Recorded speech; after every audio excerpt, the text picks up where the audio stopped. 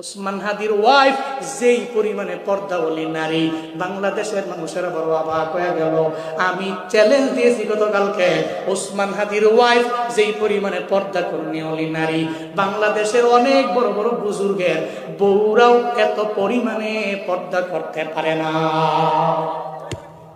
ওসমান হাদি তো দামি, স্বামী নামে কথা বললে আলোচনায় আসবে, আবার সিম্পেথি গ্রহণ করতে পারবে।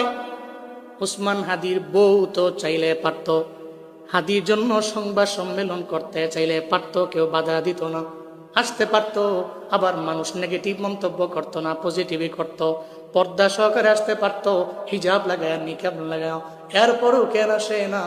কারণ জানে রে, সবার আগে আমার আল্লাহ, সবার আগে আমার পর্দা, সবার আগে আমার হিজাব, সবার আগে আমার নিকাব। এই জন্যই তো আল্লাহ হাদির দাম বাড়াইয়া দিল। এই ওনার বউ কেন আসা লাগবে?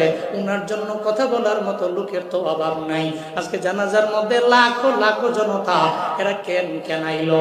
এই হাদিরা তো কেউ চিনে না, এক সপ্তাহ আগেও তার ব্যাপারে জানতো না।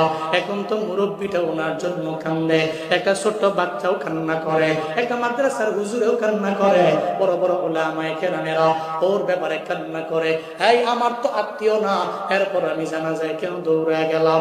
অনেকের তো আত্মীয় স্বজন না, তাহলে লাখো লাখো মানুষ জানাজার মধ্যে কেন আইলো? এটা কেন আইছে জানো নি?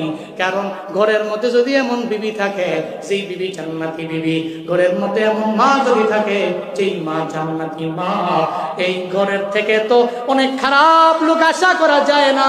আবার যদি হাদির মতো এমন সাহসী হয় যারা শাহাদাত কামনা করে, এদের জন্যই তো লাখো লাখো মানুষেরা ভিড় জমায়। আমি আমার জীবনেও আমি এত বড় জানাজা নিজে পড়ি নাই, জানাজার মধ্যে এত লোক আমি দেখি নাই। এত লোকের সমাগম কেন হলো? কারণ জানো নি? কারণ এটা আসমানি ফয়সালা। আসমানবাসী যার প্রতি রাজি, মানে ফেরেশতারা যার প্রতি রাজি, আল্লাহ যার প্রতি রাজি, দুনিয়ার সব লোকেরা এর প্রতি রাজি হয়ে যায়।